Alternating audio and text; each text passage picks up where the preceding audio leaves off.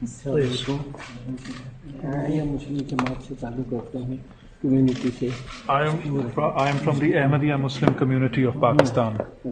پر ہم 74 میں ہم کو غیر مسلم اقلیت قرار دیے In گئے 1974, we were declared non-Muslims. ہمارے گھر بھی لوٹ لیے ہماری دکانیں بھی لوٹ لیں Our houses and shops were looted. کئی گھروں کو آگ لگا دی Set میں on آ گیا fire. ربا آ گیا پھر بچوں کو لے کر سرگودا میں دکان تھی I relocated.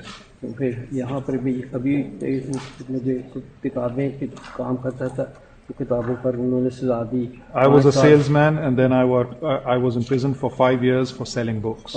5 سال قید و مشقت اور 6 لاکھ روپے جرمانہ ابھی And fine. 3 سال 3.25 سال کے بعد اب میں رہائی ہو کر آیا ہوں I've been released after 3 years. ہم کسی بڑے پرامن طریقے سے رہتے ہیں We are میں peaceful. آپ کو یہاں مسلمان کہہ سکتا ہوں لیکن پاکستان میں اپنے آپ کو I مسلمان can نہیں call کہہ سکتا myself a Muslim in the United States of America, but not in Pakistan. ورنہ ہمیں سزا دیتے ہیں Otherwise, I'll be punished. اس وجہ سے اور ہماری جماعت بڑی پرامن جماعت ہے کسی کو لوگ گالیاں دیتے ہیں گھر جلاتے ہیں ہم کسی کو کچھ نہیں کرتے اللہ پر چھوڑتے We ہیں have never retaliated and left everything to God. بس یہ آپ سے درخواست I ہے know اللہ you تعالیٰ need آپ کو to جزا دے get on. اللہ تعالیٰ آپ Thank کا you all. Nasir who Yes. God bless you and give you a long life. بسم اللہ الرحمن الرحیم الصلاۃ والسلام علیکہ یا سیدی یا رسول اللہ وعلی آلک و اصحابک یا سیدی یا خاتم النبیین۔ محترم دوستو، آپ نے سن لیا کہ یہ ٹرمپ کے پاس ایک شخص آیا ہے، اور یہ شخص کون ہے؟ یہ ہے جناب ربوہ کا ایک قادیانی مربی جس کا نام ہے شکور چشمے والا۔ چشمے کی اسی شخص کی دکان ہے، اور اس نے اس چشمے والی دکان کے ساتھ کتابیں بھی رکھی ہوئی تھیں، اور وہ کتابیں کون سی تھیں؟ وہ کتابیں تھیں مرزا غلام قادیانی کی کتابیں۔ اور ان کتابوں کے اندر کیا تھا کہ جس کی وجہ سے اس شخص کو پکڑا گیا اور اس کو جیل کے اندر ڈالا گیا اور اس کو جرمانہ کیا گیا؟ وہ کون سی ایسی محرکات تھیں کہ جن کی وجہ سے اس شکور چشمے والے کو اور اس کے دیگر 2-3 ساتھی تھے ان کو بھی جیل کے اندر ڈالا گیا؟ اس کی مرکزی وجہ میں آپ کو سناتا ہوں۔ مرکزی وجہ یہ تھی کہ چونکہ حضرت عیسیٰ علیہ نبینا علیہ السلام اور دیگر جتنے بھی انبیاء ہیں ان کی توہین کرنا اسلام کے اندر کفر ہے، اور اسلام کے اندر باقاعدہ طور پہ اس کی سزائیں متعین ہے، اور پاکستانی قانون کے اندر اس کی سزائیں متعین ہے۔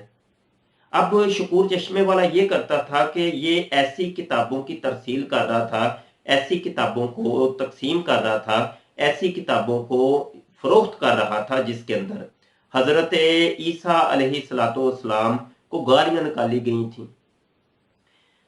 عیسائی چونکہ حضرت عیسیٰ علیہ السلام کو یسوع کہتے ہیں، جیزس کہتے ہیں، تو اس یسوع اور جیزس کو بہت گندی زبان سے پکارا گیا تھا۔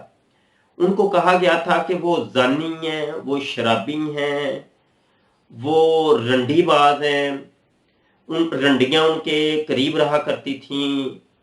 یسوع کی جو دادیاں اور نانیاں تھیں وہ فاحشہ خواتین تھیں، وہ خود زانیاں تھیں، وہ گندے کام کرواتی تھیں۔ حتیٰ کہ جو یسوع کی ماں تھی جس کو مریم کہتے ہیں، مریم بھی زناکار ایک خاتون تھی، وہ زنا کرواتی رہی۔ اور اس طریقے سے یہ جو یسوع ہے یہ دنیا کا ہر گندا کام کیا کرتا تھا۔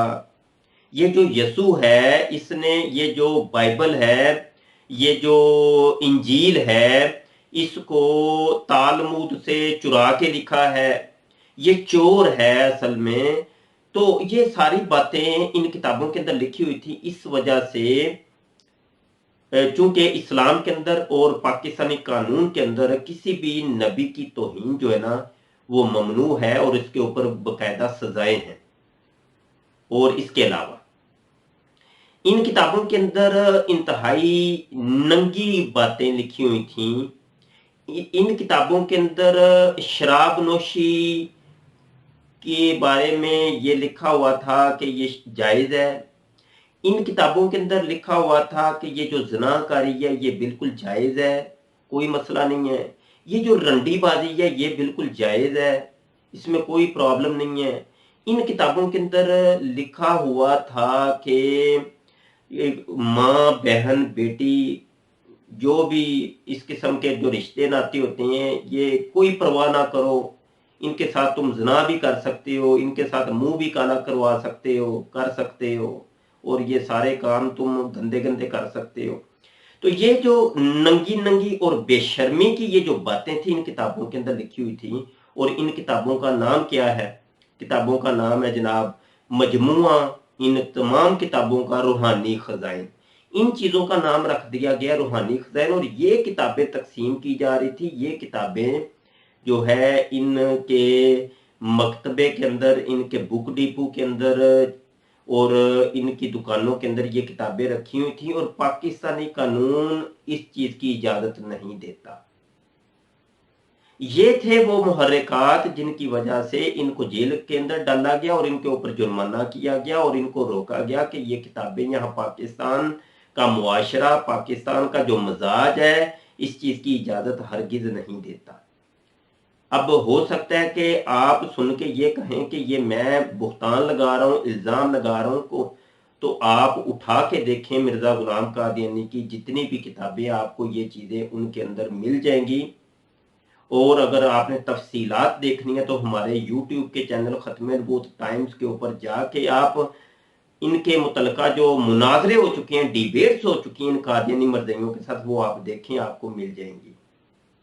اور ہمارے کئی لیکچر جو ہے نا آپ کو مل جائیں گے اس موضوع کے اوپر کہ کتنی گندی باتیں ان کتابوں کے اندر لکھی ہوئی ہیں، اور حضرت عیسیٰ علیہ السلام اور حضرت مریم کو کتنی گالیاں، گندی گندی گالیاں دی گئی ہیں. ٹرمپ کو یہ شکور یہ تو بتا رہا ہے کہ ہمارے اوپر قتل و غارت گری ہوتی ہے، ہمیں قتل کر دیا جاتا ہے، ہمارے اوپر جناب ہمارے گھروں کے اوپر آگ پھینکی جاتی ہے، ان جلاؤ گراؤ ہوتا ہے. یہ کتنا بڑا جھوٹ ہے. محترم دوستو، آج تک آپ نے سنا ایک آدھ واقعہ جو کبھی یہ پاکستان کی تاریخ کے اندر کبھی ہوا کہ کسی قادیانی مرزائی کے گھر کے اوپر اس قسم کا حملہ ہوا؟ وہ بھی ایک آدھ 2 3 4 سے زیادہ نہیں ہے یہ واقعات. اور وہ 2 3 4 واقعات وہ کس وجہ سے؟